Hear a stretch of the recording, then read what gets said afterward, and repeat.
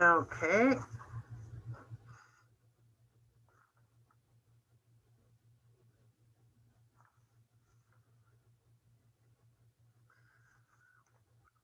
I'll just run and check on Silvana for 1 second.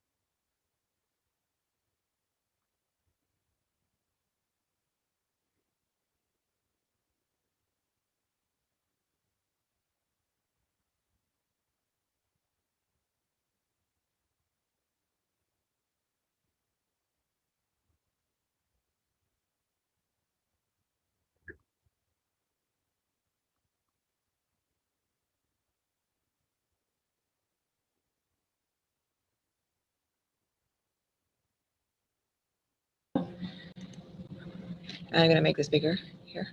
Yep. All right. Okay. Yay. All right. Ask if they can hear you. Could you hear me? Yeah. Yes, Hi. I'm okay? Yeah. All right. We had some problems. There is a bit of an echo, Silvana. I don't know if I'm the only one hearing it. Okay. Let's just check. Kathy's going to her computer. Okay. Kathy, do you hear an echo as well? I'm actually not hearing it now, but I was hearing it earlier. So just ignore me then.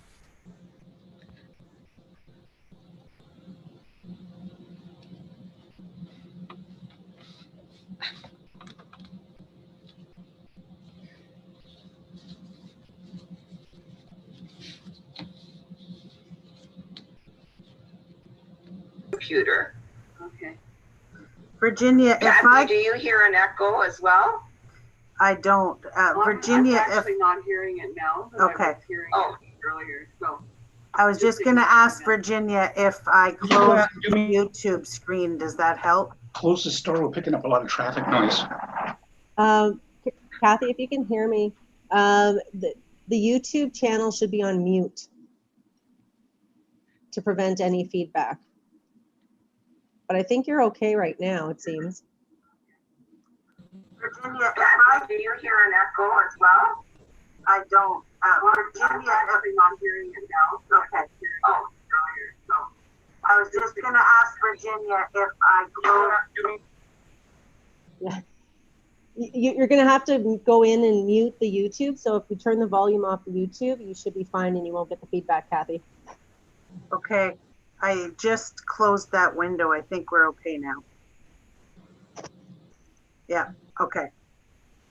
Sorry about the technical difficulties today, folks. We were trying to get Sylvana on a computer that worked because she was having difficulty. She can't get on from home, so we hooked her up in our theater, and then that didn't work.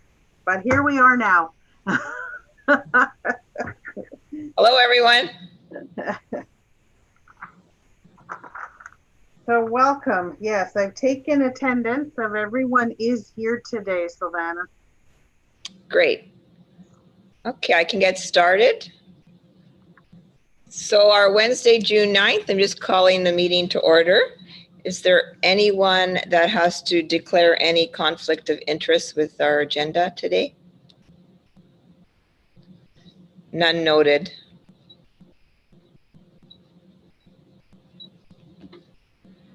Okay, adoption of agenda. We need someone to motion today's agenda. Sandra? And a seconder? Jamie? I think Jamie has her hand up. All in favor? Carried. Resolved that the agenda for Historic Sites Board meeting for June 9th, 2021 is as presented be approved. Adoption of minutes. We need someone to, a motion or? I'll make that motion. David? Yeah, I actually got it, so I was able to read it. Okay, great. Just in case you didn't, it's in your inbox now, right, Kathy? Yes, an hour ago, I just realized that it wasn't in the original package. I apologize. And a seconder? I'll second it. It's Alicia. Alicia? Thank you. All in favor? Carried. Resolve that the minutes of the Historic Sites Board of May 12th, 2021 be approved. And we'll move on to business arising. I put on your agenda for you on the recommendation of Sandra that we bring it forward to this meeting about donations and fundraising. And I'm going to share my screen. This is some things that I have found for us to start to work with, and I have to discuss with the city on how to move forward on some of these things if you feel about donations. So there is a donation policy with the corporation of the city, and it does allow for donations. And there are, as you can see, for $25 or more, and it has to be approved by, anything we do has to be approved, of course, by the corporation. So then in order to do that, which originally we did, actually, I have the brick letter to show you.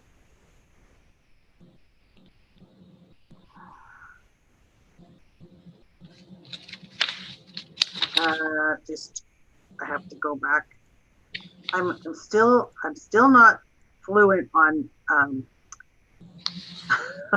Zoom shares.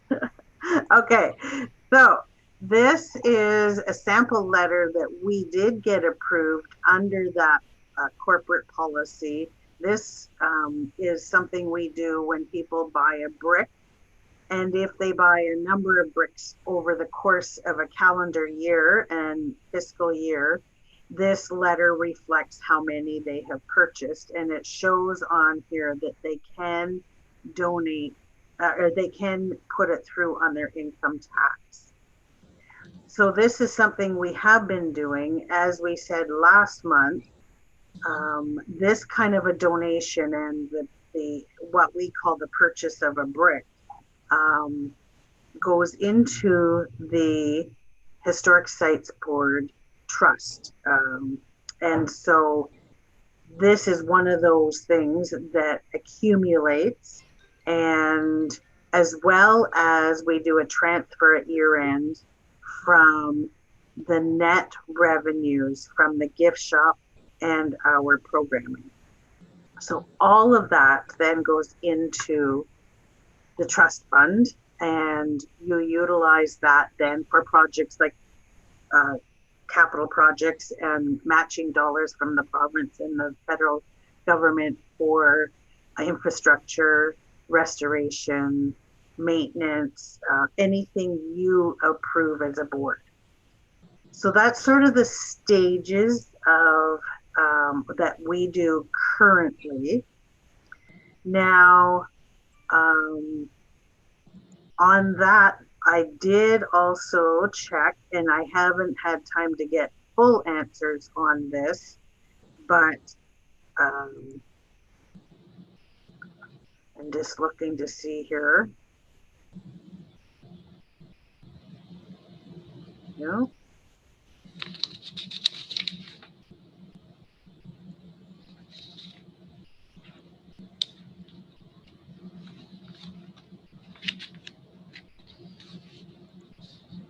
This is from the website that we talked about, Canada Helps. And that was the brief conversation last month. And when I went to Arts and Culture in Sault Ste. Marie, there are 23 arts and culture organizations, which surprised me, on CanadaHelps.org. And you can see the Arts Council, the Symphony in Tomica, the Art Gallery, Rotary, the Bush Plane, the pub, like they're all on here. Now, the difference will be when I move forward on researching whether we can be on here, is they are taking a percentage, a small percentage. So it's like 3 to 4% of a donation done on this website is kept for the actual processing and for Canada Helps. And then the rest goes to the charity of your choice when you do this. But they are charities. So I just have to find out from this organization, and I just haven't had time to check on that further, how a municipality and something like us, our organization that's not really a charity, can be on here. And the other option is our Friends of organization is a charity, and they could be on here. And then it's up to the Friends of to direct that funding and to pass a resolution to help the Historic Sites Board. So those are sort of the research stages that I have done since our last meeting on, and quick discussion on donations and fundraising. I just wanted to bring you sort of up to what I have learned in the past month. Is there any questions or discussion further on that? Sandra. Thank you. Thank you, Kathy. That's an excellent start. It really is a great start. I guess when you continue with your research, especially with the city, I understand the brick campaign you did, which was wonderful. I guess my question back to the city would be a blanket donation. Hypothetically, if Mrs. Smith calls you up and says, hey, I just want to give you $500, you know, nothing to do with your brick campaign, nothing to do with a particular campaign. They just love you and they just want to give you $500. Can you accept that? Or do we have to go to council and ask for a blanket donation resolution so that you're willing and able to take these just wonderful, generous gifts, not attached to any particular campaign? And the other piece, if you don't mind, when you're speaking with Rachel or Malcolm or whomever you're going to speak with, do we have to really go to them every time you do a campaign? Or can they give you some wiggle room? But I'm sure that you're going to dive into that. But the main one is a blanket donation. If someone wants to give you a donation, how do we handle that? And the other piece is, you probably know this, but there's programs that are inexpensive that will take care of your donations on your website and process it and put it right into your bank account. And I think Steve, last time we had our meeting, was mentioning that as well. And they go right to your website, they go click, click, click, click, and they can print out their tax receipt instantly. So I guess my other question is, if hypothetically we invest into this type of program, that means you will be issuing the tax receipts through this program. Is that okay? Or does the city still have to have control over issuing the tax receipt, if you follow my question? So those are my just couple of key points. Yeah, and then that just leads to that whole discussion we had last month also on the next steps of developing a website, because currently our website is with the City of Sault Ste. Marie, and we haven't had that capability as of yet to put on. Right. And I could be, okay, sorry to interrupt you. I could be wrong, and maybe it's my, COVID head right now, but anyway, I don't have COVID, but I thought the museum takes donations through their website. They do. So if they do, and they don't fall under the city's donation policy? They're not. The Sault Ste. Marie Museum is owned and operated by the 49th Field Regiment Historical Society. Okay. So they are a charity, and they have their own separate website. Okay. Just their building is city property. Okay. Okay. So those are my bits and pieces comments for today. Thank you. I've made note so that those can be further pursued. Once we start to look at developing things further with websites and everything, but also I made note to just to hear your comments about blanket donation receiving and approval, sort of even if a blanket approval for not just for each campaign. Right. And the last piece is when I was running the foundation in Toronto for the College of Family Physicians of Canada, we belonged to an organization that was for professional fundraisers. And if you want, I can find you their website, and they're excellent at giving charities tips and advice. And they also are very good at giving suggestions on these other websites, which we'll get to eventually. I know not right now, where you can make donations, and they have vendors that are inexpensive. And so if you're interested in that information, I can pass it on to you as well. So. And I will also follow up still with the city and the Canada one that I just showed you. Yeah. Yeah. Okay. Okay. Thank you. Well, Thank you, Sandra. Jamie, do you have a question? Yeah, I have two questions. So has it been said that the Ermitanger Clerk could not be a registered charity on its own, separate from the city? I haven't checked with legal. Right now, all along, up until this very moment, we had, because we're owned and operated by the corporation, and that sort of is a municipal ownership, that I'm not sure how then charitable status works. So I would have to do some research. Okay, because, and a third question now, sorry, is would you want to become a registered charity, or would you want to become a public foundation if you're trying to attract legacy donors? And are there, Sandra probably knows the pros and cons to choosing to go the foundation route.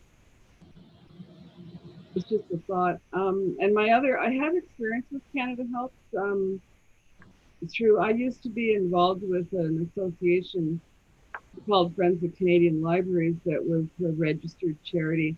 And Canada Helps does the programming work that Sandra talked about. They provide the receipt and they drop the money right into your bank account. Mm-hmm. Yeah, so it's pretty slick arrangement. I'm not surprised that there are 23 agencies listed with them, because it seemed to me to be a no-brainer. But the problem is, you're sort of a third party. You're going through the city, and I don't know how they handle that. So that would be interesting to find out. I know that in November on Giving Tuesday, Atomica did a full social media drive to Canada Helps for donations, and they in one day brought in a fair substantial amount of money on that Giving Tuesday, and they said it was seamless, that Canada Helps did take the online, they took the donations, issued a receipt, kept their small fee, and then issued the money to Atomica. So that's also been in the little bit of research I have done.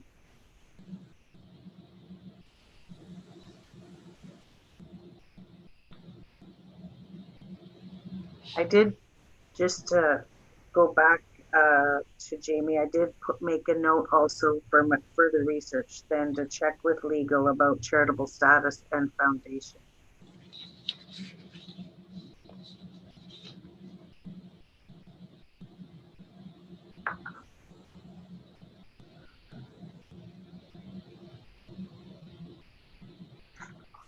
Is there any other questions on our business arising on donations? Well, the only other comment I have will come up later under your capital requests. Some of the projects on your capital requests list could be potentially a grant application.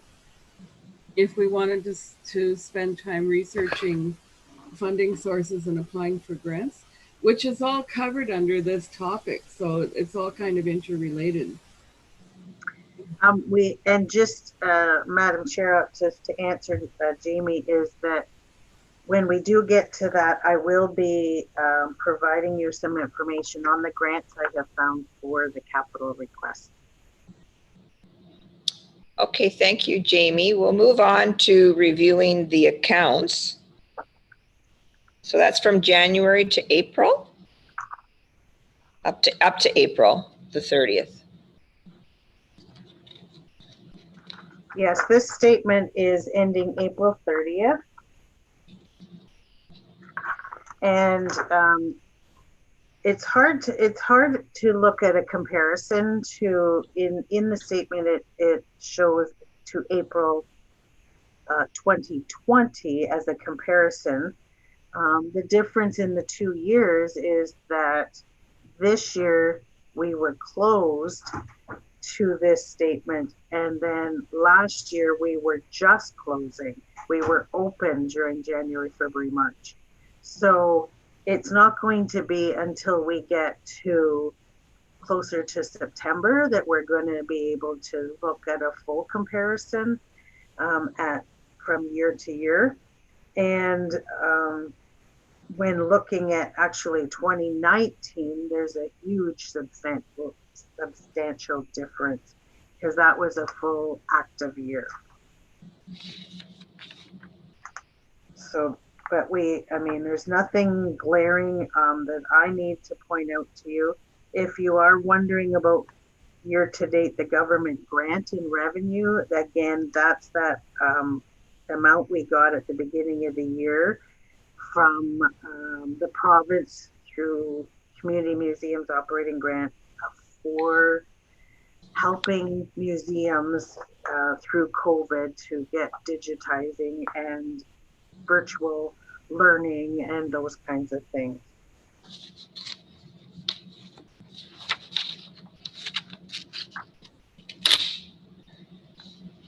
I can answer questions if anyone has any.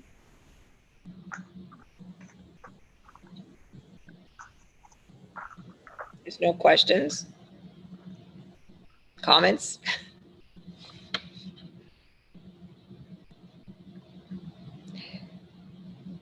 So we're going to move on to, we need someone to motion to approve April 30th, 2021 operating statements. I'll approve. David? Make the movement. And a seconder? Steve? All in favor? Carried. Resolve that the members of the Historic Sites Board approve the expenditures for the operations and as presented in the April 30th, 2021 operating statement.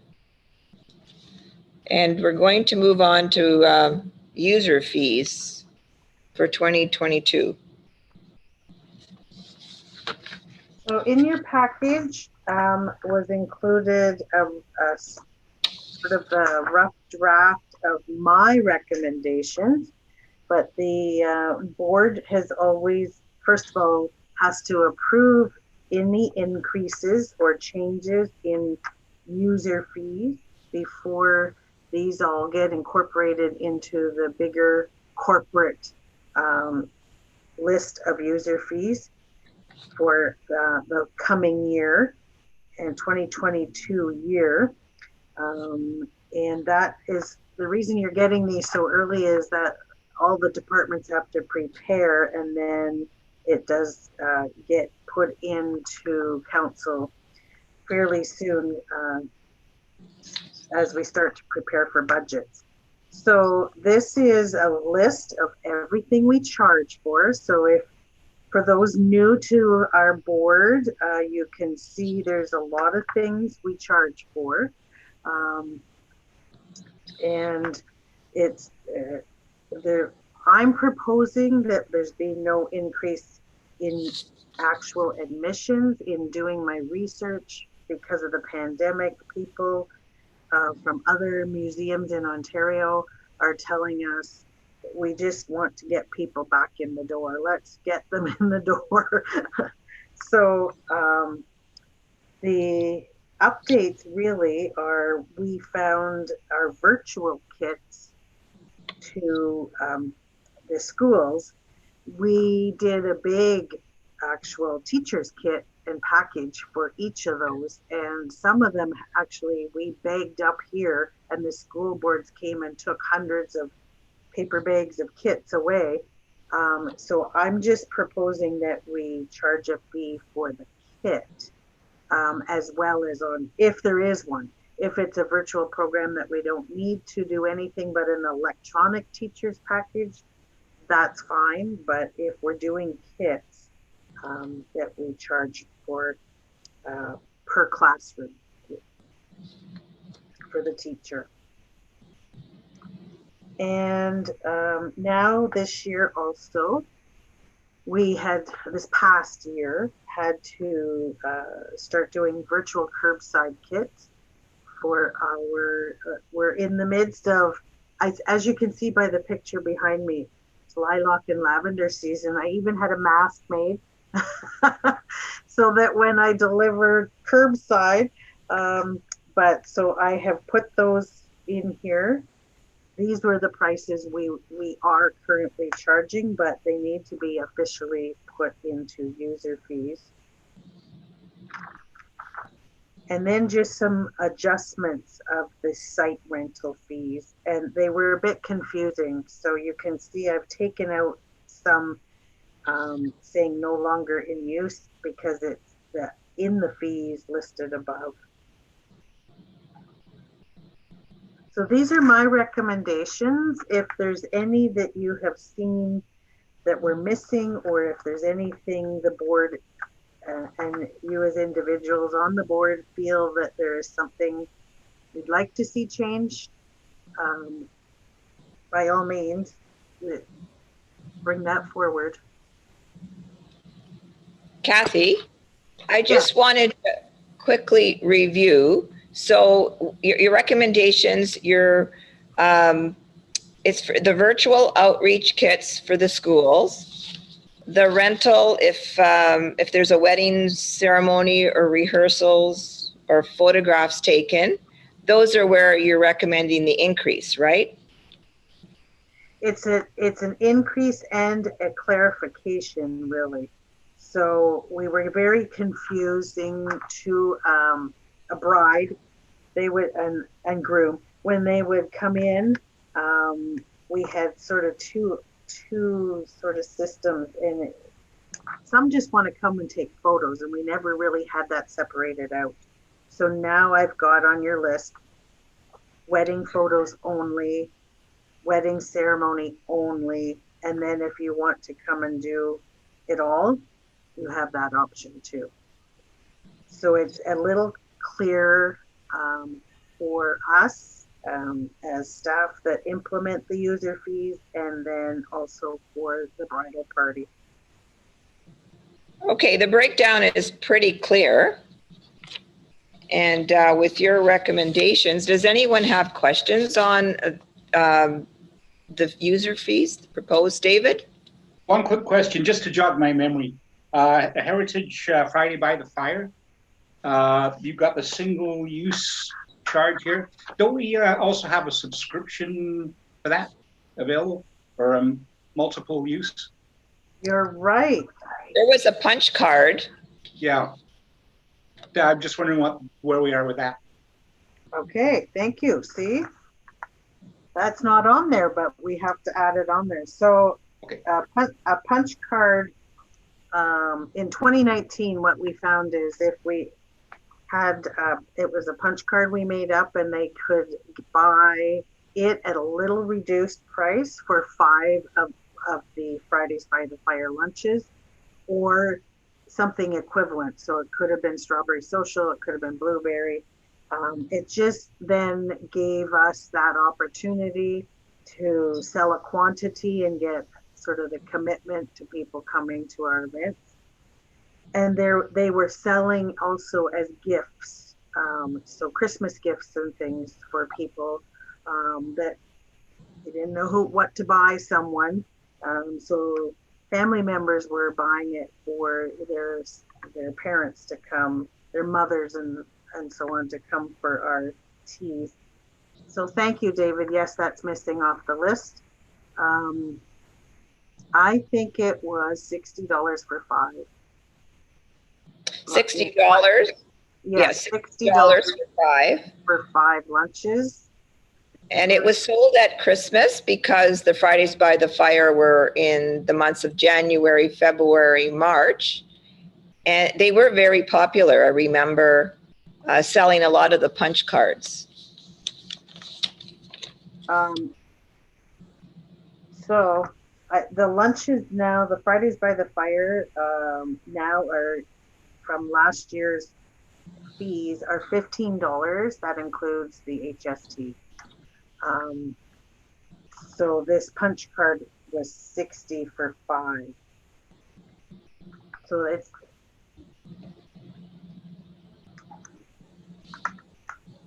I will add the punch card. Thank you, David. Question. Does anyone, Jamie has a question? Yeah, I don't remember what bracelet days are. We haven't really had that in a long time. It could be one of those we eliminate. It was something for like fall rendezvous where if we put a bracelet on you and you could come back at any time over the couple days of fall rendezvous. It's when for that kind of a special event thing. So yeah, it doesn't have to be on anymore. Oh, no, you could leave it. I mean, it's an option. My second question is, I only have two questions. I don't see the Christmas baking package that I bought last year or the Valentine one. They will now be considered the virtual and curbside tea kits at 20, 40, and 60. Oh, they're a tea kit. Oh, all right. Okay. Sorry, David, I found punch card up under admissions. Yeah, I think we noticed it for the same time. Yeah, it's no, it's up by admissions. Yeah. Sorry about that. It was right in front of me the whole time.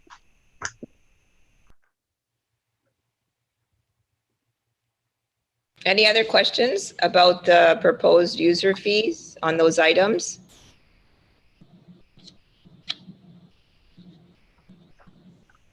Motion to approve the proposed user fees for 2022. I'll move that. Okay, David, and someone to second it. I'll second it. It's Charlotte. Charlotte, hello. Hi. Glad you could join us. Oh, I've been here the whole time. I'm just on mute. Okay, all in favor?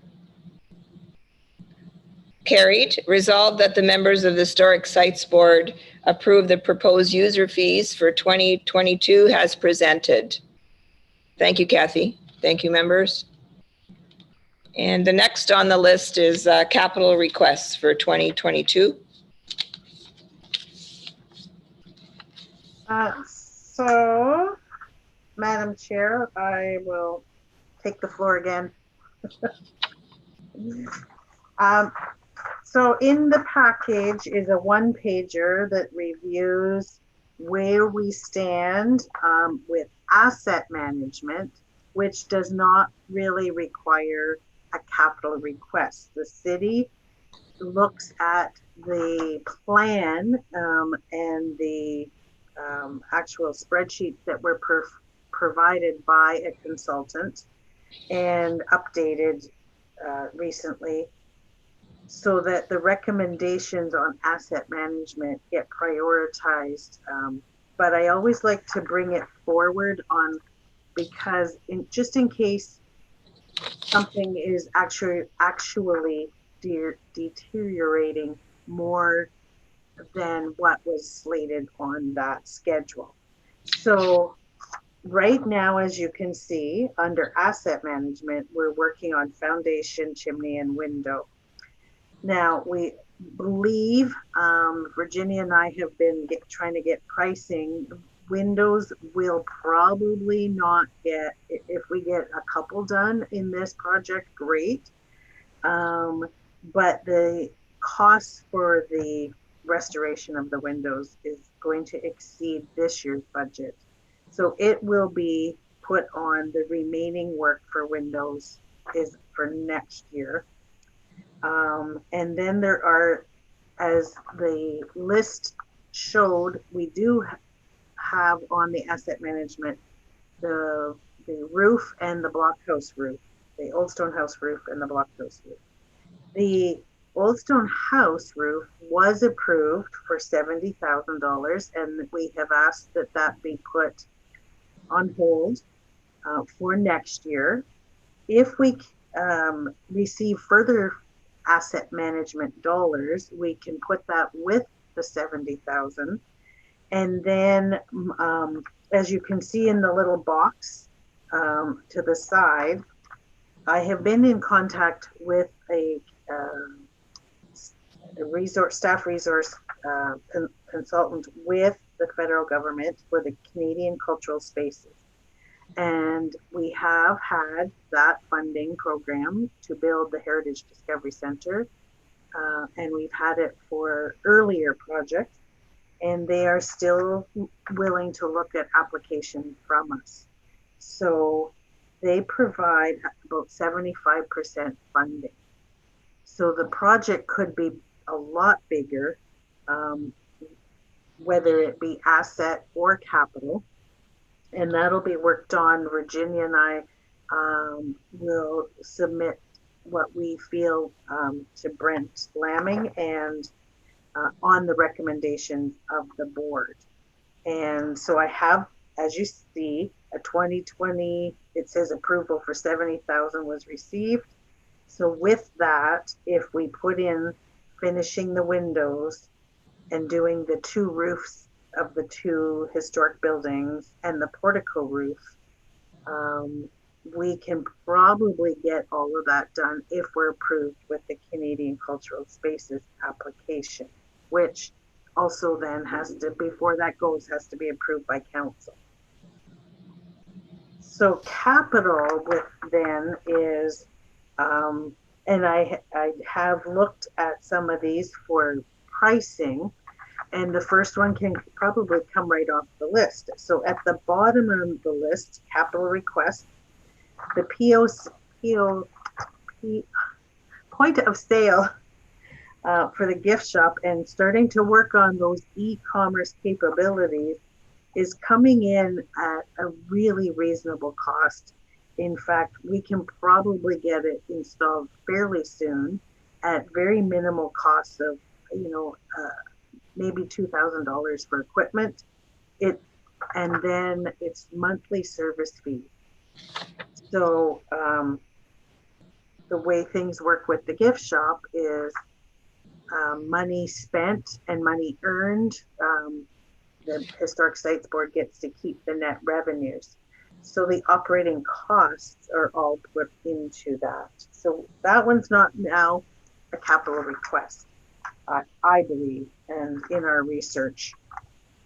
So then we are looking at possibly fixing some of these other things and putting into a capital request for council, split rail fencing, perhaps that standalone website.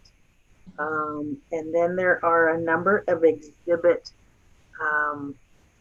things that have to be redone or fixed. So the blockhouse has been without any technology for the last 3 years. If for those that were on the board, I think it was 4 years ago, Mr. Clerk and the hologramic projection had to be replaced with a mannequin head and no projection. And we had his voice and it was working. So that was fine. But as of last year, nothing is working in the blockhouse.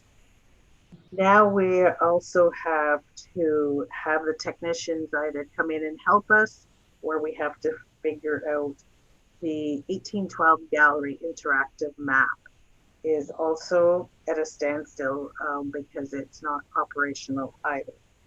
And it seems like, these are relatively new things and technology changes all the time, but the technology doesn't last. The blockhouse is actually from the year 2003.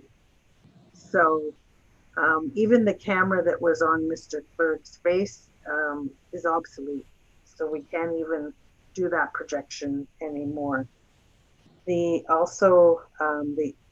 upgrading to our theater. So the Heritage Discovery Center is not that old. However, the technology, as I said, doesn't last.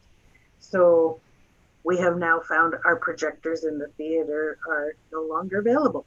So we've had a technician come in and fix them. We're up and running, but at some point we will have to look at those. So these are just my recommendation for some capital requests. I'm trying to put some pricing on those for you and for the request to the city. But the big capital requests are on the asset management list, and they can be probably put into a granting application. So that's my review of this one pager for you. Is there any questions on capital requests and asset management?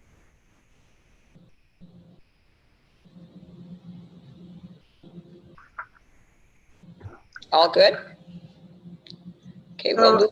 I will have to move forward on this with the city and with Virginia and Brent, because there's a timeline for finance to gather all departments' requests. So if there is a actual list with pricing, I will bring that forward again to the next meeting that we pull together. So there is not a motion here on this agenda for that, because I wasn't prepared as of yet. So it probably will be forthcoming at the next meeting. That was all. Thank you, Sylvana. So we move on to your report. Just the one before it is The operating budget was more. So it as well will be at the next meeting. All of these come usually in June and July to the board, and that's why we miss a meeting in August, because you'll have all your work done. So both of those, the operating budget will most likely be as is. So if you're looking at your statement, and we've done user fees as well today. So if you're looking at the statement, that's sort of where we sit. We will probably find out from finance where we stand on submitting an operating budget, whether it be at 2019 levels in hopes that we return to a full tourism season, or whether it'll be a reduced amount like the one you're seeing in the statement this year, because we did reduce the budget a bit for this year based on the COVID pandemic and the fact that we knew we weren't going to have a tourism season. So I will advise you as we move forward on what level of budget gets submitted. Thank you, Kathy. So we'll move on to the reopening schedule. So as you saw in the media, and the provincial government has upped the reopening for stage 1 by a few days. That means that we are now, as you can see on my little chart for you, the Ermatinger site can open the gift shop. And so we will be offering people time to come in. We're currently going to try it for 11 till 4, Tuesdays till Fridays for this next week or so. And then just see if there's a high demand, we can open further hours and on Saturdays. We don't have any weddings as of yet until August, which is another phase of reopening. So right at this point, even though they're allowed on the front lawn, we don't have those requests. I think too many families, or wedding parties, I should say, were found somewhere else to do their weddings during this pandemic. So step 2, when we get to it, will allow us to do some more outside on the front lawn. And again, still there'll be restrictions for capacity limit, and the gift shop will still be remained open. So it will depend on our level of where we're at with construction. It's not until step 3 that the details of that, the roadmap to reopening, show a museum as opening in step 3 phase, in that 3rd phase. So we are not looking at this current moment until the province changes those, at not being able to open till the end of July. The Ontario Museum Association is advocating for museums to be included in step 2 when public libraries are allowed to open their doors. So we're not sure why the difference, but in any case, that's what it is. And so the actual museum buildings and the theater in the Heritage Discovery Center and the 1812 Gallery have to remain closed until we are advised. So that was just, I wanted to give you a review of how it affects the operations here. And we will pivot fast once we hear of other changes from the provincial government. So, and Madam Chair, if you don't mind, I'll just give a quick update under Curator's Report. You probably all saw the annual report did go to council and was approved. And the mayor said some lovely comments about our operations. So that is now going to be submitted in the next 2 weeks and uploaded to the Grants Ontario portal for our operating grant with the province, the Community Museum Operating Grant. We refer to it as CMOG. And that actually will be, there'll be on the council agenda for June 28th council meeting. All legal agreements with the province have to go to council for approval, which is part of the application. Like when you go onto the portal, it's an application, but in there are those legal terms when you're applying. So it will be part of council's agenda at the end of June for us to apply for our annual operating grant, and the annual report will be attached to that. So that was just my further update under the curator's report. Thanks, Kathy. Any questions? Jamie? I'm just wondering if you know the construction schedule yet? 7.3 on the agenda, I was going to just basically tell you that. We have not received word from the construction company. I think they're trying to source supplies and some local contractors. So we are just on hold for a bit longer. I think this reopening this weekend is going to allow us to move faster. And Virginia and I keep our fingers crossed that we're going to hear soon. Can I ask what company or companies for the construction?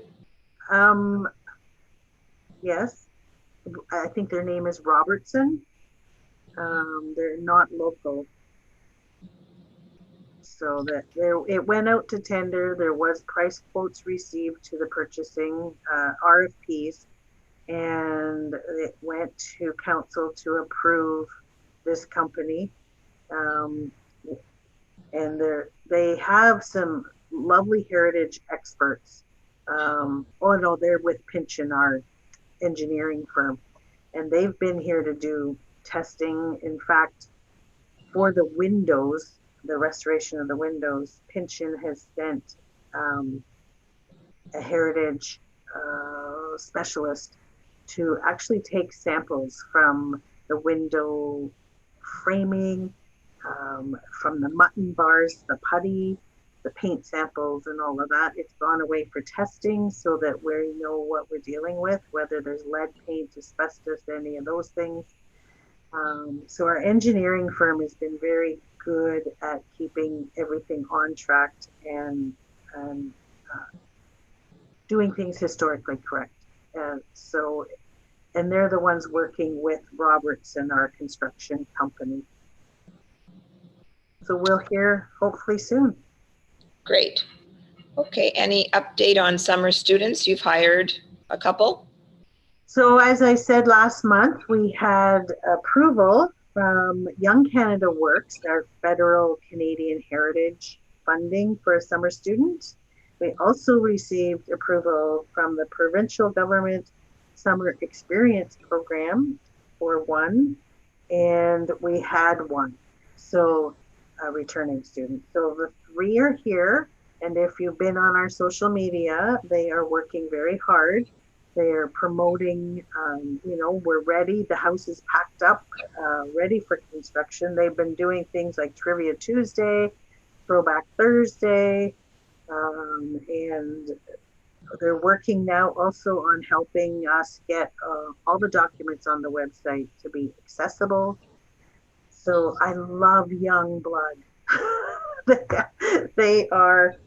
Their mindset on technology is at a level that I cannot even get to. As you see, I can't share a screen on Zoom. They're eager. They know how to just do things really fast and simple. And so it's nice to see that we're getting a larger presence on social media. And we're starting to prepare the public for that start of construction. So they're here with their masks on, and one is actually out daily at the gardens, working on the gardens with our gardeners. So we have to keep hauling them in this heat, get them cooled off. It's all good. Yeah. Okay, moving on to item 8, the Municipal Heritage Committee. Does anyone have anything to report or share? I don't know whether Virginia wants to say anything. I actually have a copy. You've all seen this Heritage calendar. I sent you all the file. I happen to have a version of it sitting here. So this week, I expect to receive my last printed copy of this, and plus a sample of what the calendar will, the finished product will look like. And I'm going to share that with Virginia for her final sign off on it. And then Virginia can decide how many copies to print for the first order. And we'll go from there. So we're kind of waiting. I was expecting that on Monday and it hasn't happened yet. So today's Wednesday. I might start phoning him tomorrow. But other than that, we're coming to the end of the properties of interest. Virginia, did you want to talk? Yeah, I can give a bit of an update on the Heritage Register. So the committee had identified 35 properties that they'd like to have added to a Heritage Register. So our next step is starting to prepare all the materials for virtual webinars, kind of open houses, just because it's a little bit different than our traditional open house right now. So with that, we're obviously doing a direct mail out to the property owners. We'll have an information package that hopefully will answer a lot of their questions. And then we're going to set up at least 2 opportunities in different weeks where people could register for a webinar, send questions in advance, bring us our feedback if they can't attend via email or by phone call. And then from there, we'll have a meeting of the working group, followed by information to the Heritage Committee, and then to council for final approval. So yeah, so that's it's been a huge project. The committee members have done a ton of research, looking at the different properties and doing the write-ups and that. So yeah, we're looking forward to the process, and yeah, that's kind of the update on that piece. Thanks, Virginia. Questions? We're good? New business. I just have, it's not really new business. I just hoping that with the reopening coming as early as a couple days early for stage 1, that perhaps our next meeting might be in person on the front lawn. So let's cross our fingers. Patricia, just so you know, Savannah, Patricia Lofstrom has her hand raised. Oh, Patricia, did you have your hand raised for a while? Sorry.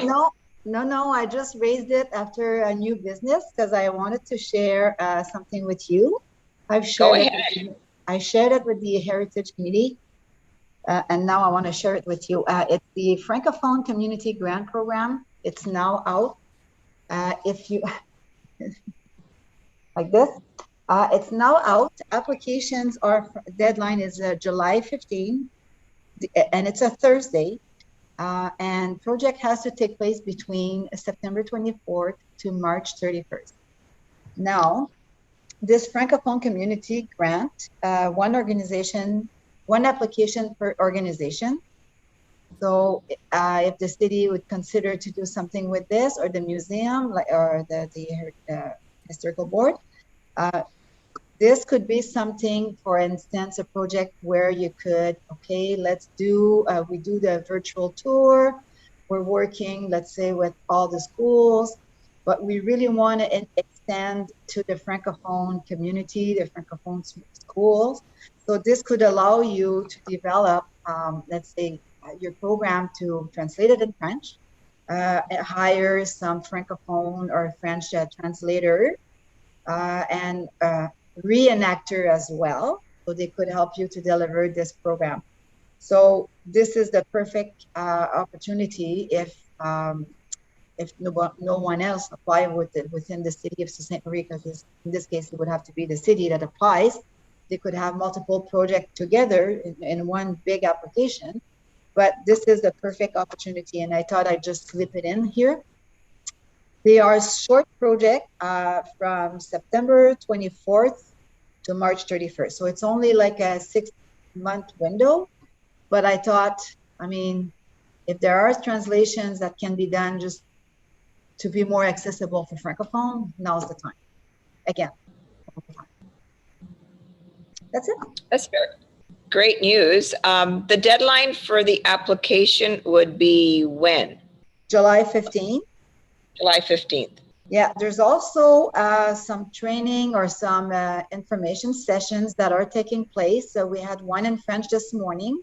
There is one in English this afternoon at 2:30, I believe. And they're an hour and a half. So you get a presentation and we answer all questions. And there's going to be another Francophone one, I believe, on June 17th. That French session. And if you do have any questions or anything, I am your advisor, your local advisor too. You can give me a call or send me an email. Patricia, can you send me the link for the English one today? Yes, I will do it right after the call. Thanks.